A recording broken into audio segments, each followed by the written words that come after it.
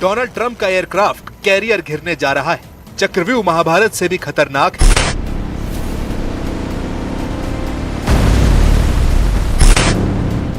America ने जिस battle group को ईरान से लड़ने के लिए भेजा है, ईरान ने बता दिया है कि उसे हजारों सैनिकों के साथ पहले घेरा जाएगा, वार्निंग दी जाएगी और अगर तेहरान का हुक्म नहीं माना गया तो उसे डुबो दिया जाएगा। ईरान के रेवोल्यूशनरी गार्ड्स की धमकी बहुत खतरनाक है। ईरान की फास्ट बोट इस वक्त फारस की खाड़ी में घूम रही है, ईरान के जंगी जहाजों को तलाश कर रही है और जैसे ही उन्हें अमेरिका के वॉरशिप नजर आएंगे तो उन्हें ऐसे ही घेर लिया जाएगा। चारों तरफ ऐसा चक्रव्यूह रचा जाएगा जिससे फंसे ट्रंप के सामने फिर सरेंडर करने के अलावा कोई रास्ता नहीं बचेगा।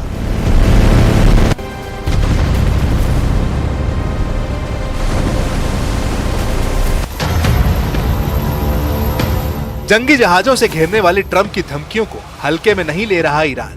अगर ट्रंप माइंड गेम खेल रहे हैं तो ईरान ने भी दावा किया है पलटवार ऐसा होगा कि ट्रंप का दिमाग महसूस करेगा समुंदर वाला जलजला। डोनाल्ड ट्रंप के करियर बैटल ग्रुप को रोकने के लिए ईरान के पास क्या विकल्प है, बहुत गौर से समझिएगा।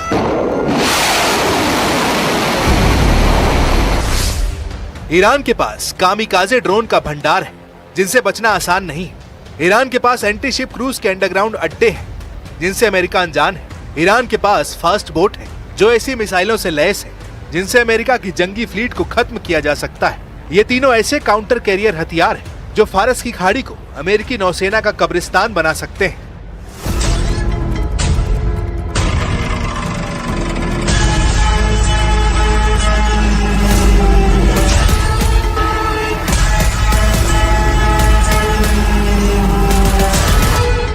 ईरान को अपनी ताकत पता है और उसने अमेरिका को भी बताया कि वो उसके मिसाइल या ड्रोन हमलों को लेकर कितना लाचार साबित हो सकता है। युद्ध हुआ तो ईरान के टारगेट पर सिर्फ अमेरिकी नौसेना ही नहीं बल्कि खाड़ी के आसपास अमेरिका का हर अड्डा होगा और इजराइल को भी ईरान नहीं बख्शेगा।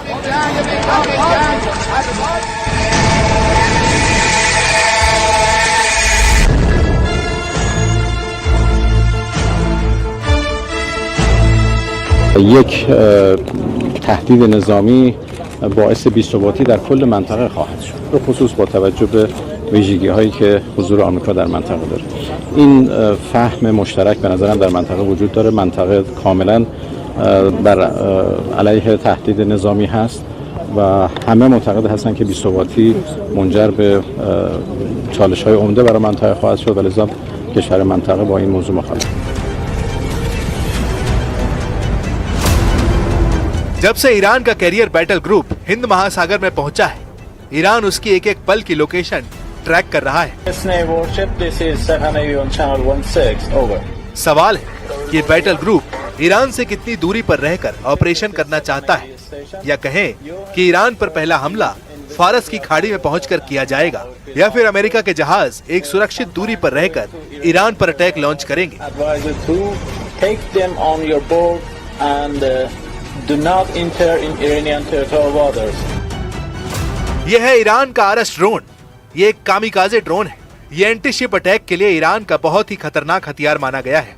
150 किलो के वॉर हेड के साथ आरएस की रेंज 2000 किलोमीटर और ईरान ने ऐसे ड्रोन अपने गोदाम में रखे हुए हैं।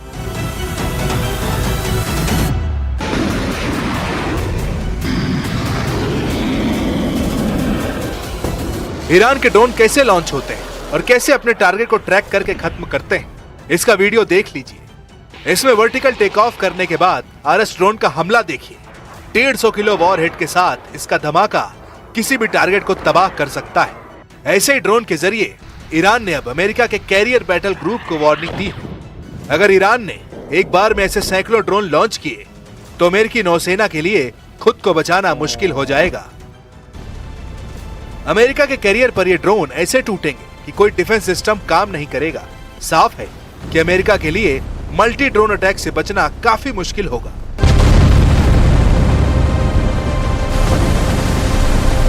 ورود فلان ناو قرار نیست در اراده و جدیت ایران برای دفاع جانانه از کیان ایران اثری بگذاره.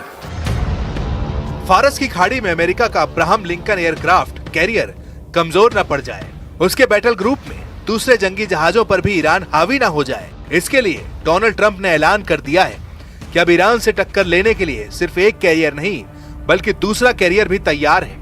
ईरान की ड्रोन और फास्ट बोट वाली ताकत देखकर ट्रंप को एहसास हो गया कि ईरान को एक कैरियर ग्रुप से नहीं हराया जा सकता है। जून 2025 में ईरान के मिसाइल हमले ट्रंप को याद है। हालांकि वो अब ईरान को ऑपरेशन मिडनाइट हैमर की याद दिला रहे हैं, जिसके जरिए उन्होंने ईरान के परमाणु ठिकानों को पूरी तरह तबाह करने का दावा किया था। And in June we obliterated Iran's nuclear capacity in Operation Midnight Hammer. You saw that. People have been waiting for 22 years to do that, and we were right at the end. They were about a month away from having a nuclear weapon. We had to do it.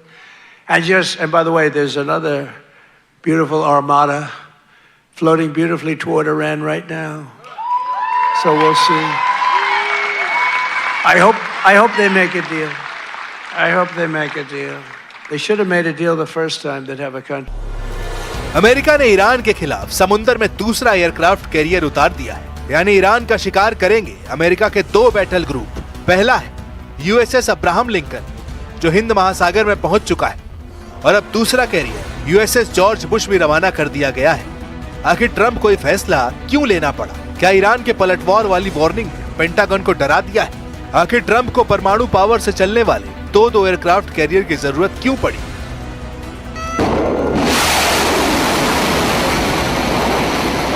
Iran को रोकने के लिए America ने जो बड़े हथियार तैनात किए हैं, उनमें ऐसे वेपन सिस्टम शामिल हैं जो नई टेक्नोलॉजी से तैयार करके बनाए गए हैं। उसने पूरी ताकत ईरान के खिलाफ झोंकने का फैसला किया है। अमेरिका ने अपने 3 बड़े हथियार पश्चिम एशिया को कंट्रोल करने के लिए तैनात किए हैं। इनमें सबसे खास है B-2 बम वर्धक विमान। ये स्टेल्थ बम वर्धक ईरान पर हमले के इरादे से डिएगो गार्सिया से ऑपरेट कर रहे हैं। दूसरे नंबर पर है अमेरिका का आधुनिक मिसाइल डिफेंस सिस्टम थार्ड और पैट्रियट, जो खाड़ी में तैनात है और इसका मकसद है ईरान की मिसाइलों को रोकना। तीसरे नंबर पर है अमेरिका का एयरक्राफ्ट कैरियर अब्राहम लिंकन और उसका पूरा बैटल ग्रुप। अमेरिका का दावा है कि उसके जंगी जहाजों की तरफ आने वाली हर मिसाइल और ड्रोन को रास्ते में ही मार गिराया जाएगा। लेकिन अगर ट्रंप का दिन खराब निकला और ईरान का कैरियर किलर मिशन कामयाब रहा, तो ट्रंप अमेरिका को क्या जवाब देंगे? एक एयरक्राफ्ट कैरियर को डुबोने से 6000 नौसैनिकों की जान खतरे में पड़ जाएगी। अगर ईरान के ड्रोन या उसकी फास्ट बोट 2 एयरक्राफ्ट कैरियर पर हमले में कामयाब रही, तो 12000 नौसैनिकों पर मौत मंडराने लगेगी। क्या ईरान के खिलाफ युद्ध में 12000 सैनिकों की जान की बाजी लगाएंगे ट्रंप? अमेरिका के हर बेड़े पर रूस की भी नजर है। रूस अपने हर दुश्मन को बहुत करीब से देख रहा है।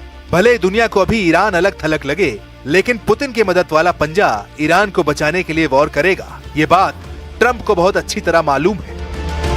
Это нашей последней встречи с вами в июне прошлого года в Циндао произошло много событий, которые существенно повлияли на международную обстановку. Примеры Венесуэлы, Ирана требуют от наших ведомств организации постоянного анализа ситуации в сфере безопасности и соответствующих действий. Сегодня в условиях динамичного изменения мировой военно-политической обстановки डोनाल्ड ट्रंप के लिए बड़ा सिरदर्द सिर्फ ईरान ही नहीं बल्कि पुतिन बन चुके हैं। खार्किव में यूक्रेन की टीम पर रूस ने ड्रोन अटैक किया। इस हमले में 4 लोगों की मौत हुई। जेलेंस्की ने इसे आतंकी हमला बताया है।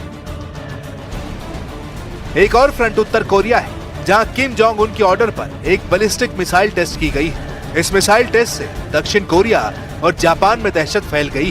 किम जोंग क्या सिग्नल दे रहे हैं? अब ट्रंप की फौज इसे डिकोड करने में लगी है। लेकिन बड़ा मैसेज साफ नजर आ रहा है कि ईरान के खिलाफ युद्ध करने को तैयार ट्रंप के खिलाफ कई मोर्चे एक्टिव हो गए हैं।